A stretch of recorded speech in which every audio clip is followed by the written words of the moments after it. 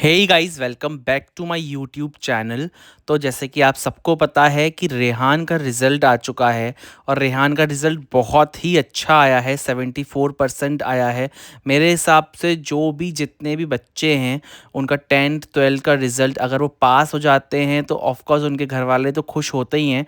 लेकिन अगर उनके रिज़ल्ट 70% से ऊपर आएगा, 80% से ऊपर आएगा, तो ये और भी अच्छी बात होती है ना।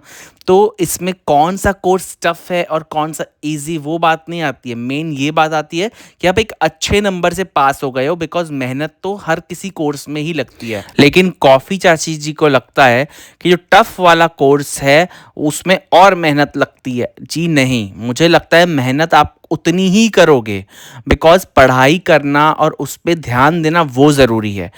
और कड़वी कॉफ़ी की खुद की लैंग्वेज इतनी गंदी और घटिया है, इतनी गंदी परवरिश हुई है इसकी कि ये किसी के लिए भी कितनी गंदी गंदी गालियां दे सकती है। आप ये खुद सुनिए। नेक्स्ट क्लिप आपको मैं स्पेशली सुनाना चाहता हूँ। और ड्राइवर तो जो है पिज्जा के भी पिताजी है, बट उसको सब वो जो है ऐशो आराम मिल गए भालू आपी की वजह से। और भालू आपी जैसे नलायक और नीच लोग, उनको सिर्फ अपनी पड़ी। जो कड़वी चाची के फॉलोअर्स है ना, हेड्स ऑफ कि आप इतनी घटिया लैंग्वेज सुन लेते हो और मेरे पास आते हो मुझे बताने के लिए कि मैं गलत बोल रहा हूँ। Very good. और चाची कॉफ़ी कहती है कि लास्ट के 2 महीने में रेहान ने पढ़ना स्टार्ट किया क्योंकि सभा में वहाँ पे डेरा जमा के बैठी थी।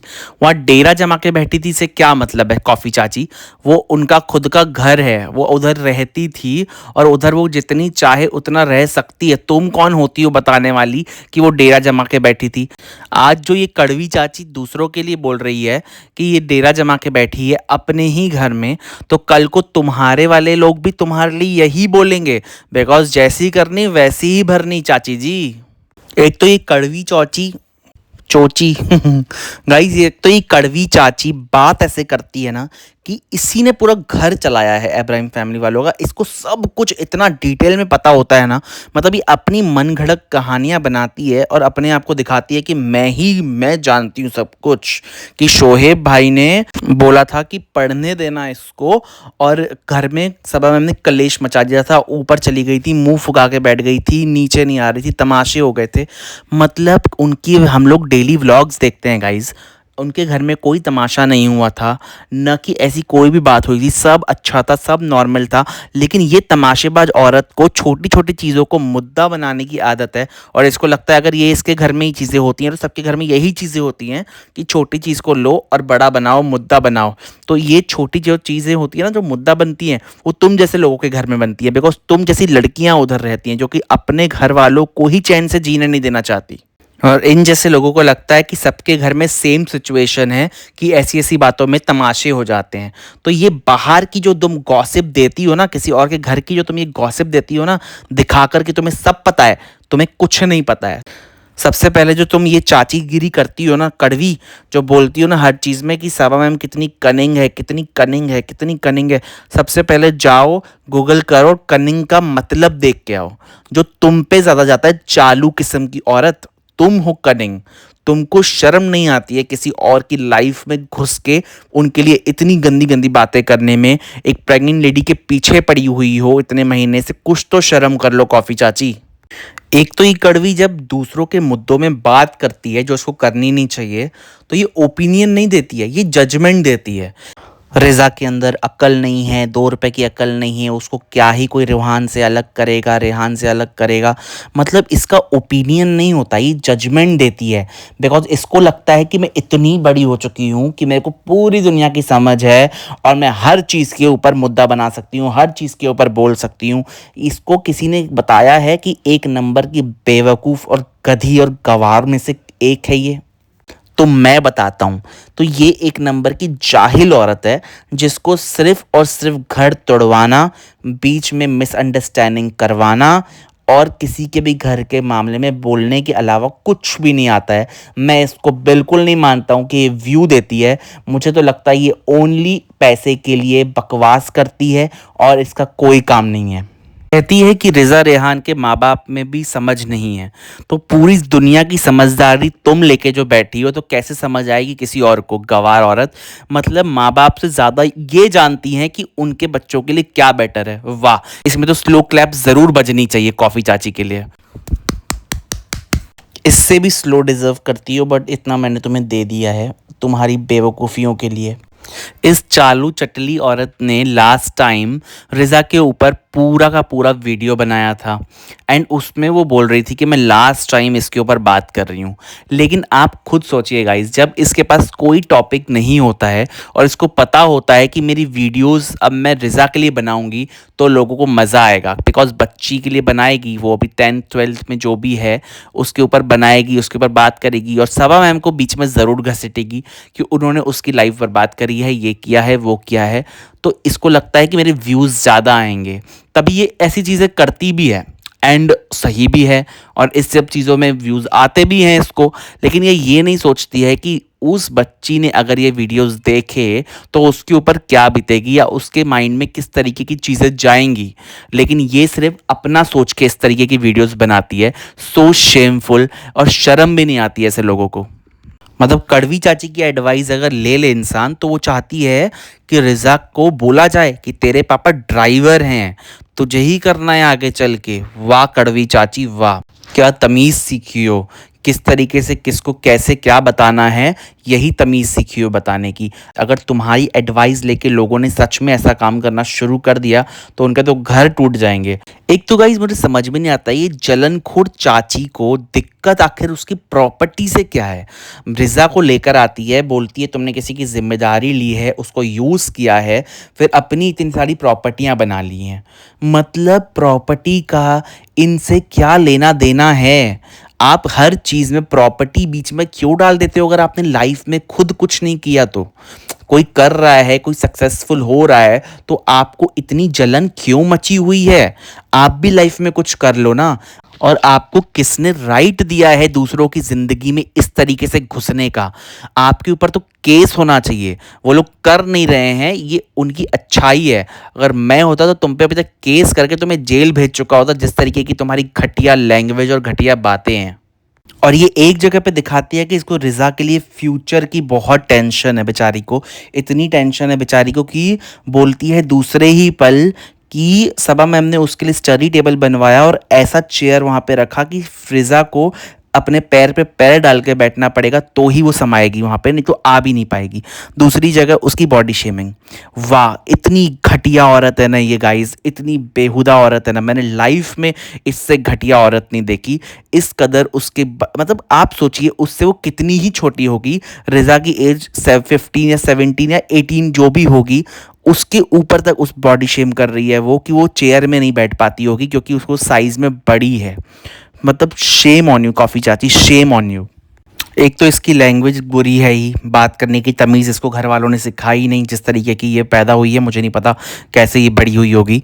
ऊपर से इसका दूसरों का नाम से बुलाना, भालू अप्पी, इस तरीके से वो बुलाती है सबा मैम को। एंड उस पे वो बोलती है कि सबा मैम को शोहेब सर ने उसकी औकात दिखा दी। मतलब पता नहीं, हम लोग को तो दिखा नहीं कौन सी औकात दिखा दी, इसको पता नहीं कौन सी खुशी हो जाती है। ये मुझे लगता है खुद में ही स्टोरीज बनाती है और खुश हो जाती है कि अरे ये मैं अब ऐसा बताऊंगी और मैं खुद ही खुश हो जाऊंगी। वाह मज़ा आ जाता है मुझे खुश होने में, क्योंकि मैं स्टोरीज बनाऊंगी और खुश हो जाऊंगी। मैं तो ऐसी ही हूँ, मैं तो खुश हो जाऊंगी, अपनी ही स्टोरी बनाऊंगी, लुल्ल हूँ मैं, लुल्ल हूँ। इस तरीके की तो औरत है गाइस ये। रिज़ा को पूरा डाउन करते हुए कॉफ़ी चचिया ने हमारी बताया, स्टडीज़ के ऊपर बड़ा सा भाषण दिया कि अगर आप अपनी स्टडीज़ कर रहे हो तो आपको बिल्कुल भी वीडियोस नहीं देखने चाहिए, आपको बिल्कुल दूसरा कोई काम नहीं करना चाहिए, सिर्फ अपनी स्टडी पे ध्यान देना चाहिए। अब ये मैडम बनने की कोशिश कर रही है, प्रिंसिपल बन रही है हमारी ये, कि ये बताएंगी, ये ज्ञान देंगी। मतलब लोगों के माँ बाप तो हैं ही नहीं उन्हें ज्ञान देने के लिए, उनके घर में गाइडेंस करने के लिए बड़े हैं ही नहीं। कॉफ़ी कड़वी चाची अपने पॉडकास्ट में अगर ये चीज़ें बताएंगी लोगों को वही सुनना है, उसके बाद जाके लोग पढ़ाई शुरू करेंगे। इनको ऐसा लगता है कि बहुत बड़ी एडवाइज़र ऑलरेडी बन चुकी है, इनको सब पता है कि कहाँ पे कैसे कब क्या बोलना है। जिसको बात करने की तमीज़ नहीं है और गालियाँ देती है वो अपने पॉडकास्ट में, लोगों को गंदी गंदी नीच और ये सब ऐसी चीज़ें यूज़ करती है जो मैं करना भी नहीं चाहता हूँ, वो एडवाइस देगी पढ़ाई के ऊपर। और उसके सब्सक्राइबर्स उसकी एडवाइस शायद ले भी लें, क्योंकि उनको तो सुना ही नहीं देता कि वो किस तरीके की बातें करती है।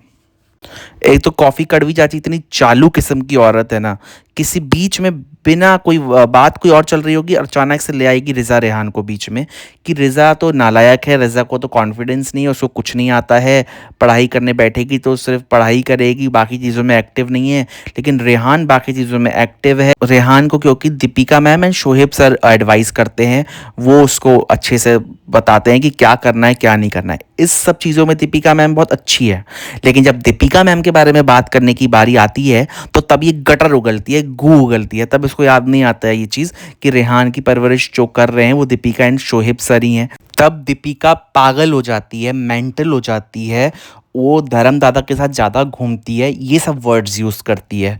तब इसको शर्म नहीं आती, तब इसकी तमीज़ कहीं और निकल जाती है। लेकिन अभी जब सबा की बुराई करनी है तो दीपिका मैम को और शोहेब सर को ऊपर करेगी। यही तो इसका काम है, टिपिकल चौल वाली औरत जो सिर्फ लड़ाइयाँ करवाना जानती है। और चौल में भी लोग बहुत अच्छे होते हैं, बहुत ही अच्छे होते हैं, एक नंबर होते हैं। लेकिन ऐसे कुछ लोग होते हैं जिनको अच्छाई पसंद नहीं है, जिनको भाईचारा पसंद नहीं है, जिनके घर को सिर्फ लड़ाइयाँ देखना पसंद है एंड लड़ाइयाँ करवाना पसंद है। वो ये औरत है, कॉफ़ी कड़वी चाची। इसका कहना ये है कि सबा मैम कहती है कि इतनी पढ़ाई करने की क्या ज़रूरत है। आप खुद बताइए गाइस, आपने उनके व्लॉग्स देखे हैं, आपने कभी भी सुना हो कि सबा मैम ने कहा हो क्या ज़रूरत है पढ़ने की, रहने दो, ये कभी भी सुना है आपने? लेकिन देखा, ये झूठ बोलती है, ये क्लियरली झूठ बोलती है, झूठी चीज़ें फैलाती है और लोग पता नहीं कैसे बिलीव कर लेते हैं। ये एक नंबर की झुठल्ली औरत है, कड़वी कॉफ़ी चाची। उसके बाद लास्ट में ये कहती है कि बाकी चीज़ों में शोएब और दीपिका लाख बुरे हों, बस इन चीज़ों में अच्छे हैं। वाह, कन्वीनियंस वाली चीज़ें हैं भैया। जिसमें अच्छा बनाना है अच्छा बना दो, जिसमें बुरा बनाना है बुरा बना दो। तुम तो अपने पॉडकास्ट में अपनी ही बातें करोगी, तुम्हें जो सही लगेगा तुम वही बोलोगी। सही नहीं लगेगा, तुम्हें जो गलत लगेगा सही लगेगा तुम अपने हिसाब से तोड़ मरोड़ के बताओगी। बिकॉज लोग को बेवकूफ़ है, उनको तो जैसे समझ में ही नहीं आता है कि तुम किस तरीके की बातें करती हो। रिज़ा के अंदर हम्बलनेस नहीं है, मतलब ये इसको पता है, जिससे आप कभी मिले भी नहीं हो। आपने सिर्फ व्लॉग में 10 से 15 से 20 मिनट किसी को देख लिया होगा और आपने उसे जज कर लिया कि ये हम्बल नहीं है, ये कनिंग है, ये ऐसी है, ये वैसी है। तो तुम्हें भी हम लोग जज कर सकते हैं कि तुम एक नंबर की लड़ाई खोड़, एक नंबर की चालूबाज औरत हो। तो हमारी कड़वी चाची जी कहती हैं, काहे पैदा है रोहान के लिए इतने सारे कपड़े मंगवाने का, जब उसको घूमना ही है डायपर में, वो भी जो डायपर लीक होता जाता है उसमें घूमना है उसको, तो क्या ही मतलब था इतने सारे कपड़े मंगवाने का। तो पैसे क्या इसको देने पड़ रहे हैं, कड़वी चाची को देने पड़ रहे हैं पैसे, या उनके पैसों से ही मंगवाए हैं? अरे यार, हर किसी मुद्दे में बोलने की क्या ज़रूरत है, मुझे समझ में नहीं आता है। उसने अपने बच्चे के लिए कपड़े मंगवाए, ये उनका लुकआउट है ना, लेकिन ये भी मुद्दा बनाना ज़रूरी है क्या तुम कॉफ़ी कड़वी चाची? हाँ तो मैं बनाऊंगी ना मुद्दा, मेरे को तो पैसा चाहिए था, मैं फालतू फालतू की चीज़ें लेके आऊंगी, मुद्दा बनाऊंगी तभी तो पैसा आएगा ना मेरे को। छू बात करे चे भाई ला, तू तो समझता ही नहीं है। पण नाशुक्रे और खुदगर्ज लोग हैं, कहती है कड़वी चाची हमारी, कि सबा के जो रिलेटिव्स हैं वो नाशुक्रे हैं और खुदगर्ज हैं कि जब रोहान है तो उसके लिए कुछ नहीं लाते हैं, लेकिन सबा का बच्चा होगा तो उसके लिए लाएंगे बहुत सारी चीज़ें। तो देख लिया गाइस, अपनी टिपिकल चौल वाली चाचीगिरी करने वाली आदत है इसकी। मतलब कोई ऐसी चीज़ नहीं है, लेकिन ये ऐसी चीज़ बोलेगी, जानबूझ के बोलेगी कि लोगों के दिमाग में जाए ऐसी चीज़ें। जबकि सबको पता है कि रोहान जब पैदा हुआ था उसके लिए भी बहुत सारी चीज़ें आई थी, लाई गई थी, और उनकी सब खालाओं ने चीज़ें लाई थी। मतलब ये औरत ने लास्ट में आखिर दीपिका मैम को भी घसीट लिया कि उसको मेंटल हॉस्पिटल में भर्ती कराओ, ऐसी चीज़ें ये बोल कर गई है गाइस। तो ऐसे लोग कभी नहीं सुधर सकते हैं, और इतनी घटिया लैंग्वेज है ना इसकी, मैं ये बार बार बोलूँगा, बहुत ही घटिया लैंग्वेज है। पता नहीं कैसे से घर वाले इसको झेलते होंगे। तो गाइस, आज के पॉडकास्ट में बस इतना ही। अब मिलता हूँ आपसे मैं अपने नेक्स्ट पॉडकास्ट में, तब तक के लिए सब खुश रहिए और मस्त रहिए। Good bye.